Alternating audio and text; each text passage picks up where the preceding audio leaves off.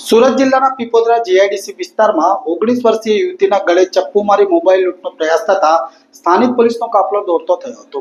સુરત જિલ્લામાં મોબાઈલ સ્નેચરોનો આતંક યથાવત રહ્યો છે, જ્યારે મોબાઈલ સ્નેચરના આતંકથી ભય પણ ફેલાઈ રહ્યો છે.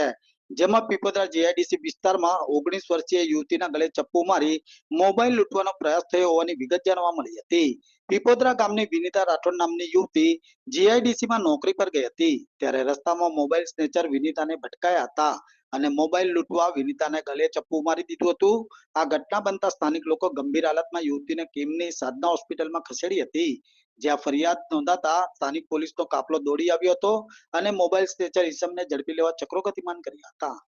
हाँ, હું ડૉક્ટર સુરેશ છાબડા. આજે અમારી સાધના કુટીર હોસ્પિટલમાં સવારે 9 વાગે એક દર્દીને લઈને આવેલા, એના રિલેટિવ્સ.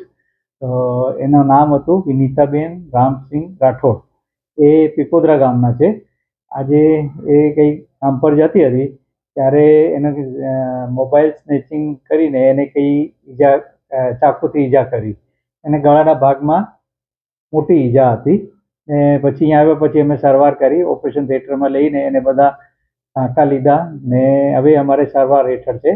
ને આગળની કાર્યવાહી માટે પોલીસ આવેલી છે, એ લોકો આગળ કરે છે. હાલ કેવી સ્થિતિ છે? હવે એની કન્ડિશન સ્ટેબલ છે, અંડર ઓબ્ઝર્વેશન રાખેલી છે. સાંજ સુધી ચોક્કસ ખ્યાલ આવશે, પણ હવે સ્ટેબલ છે.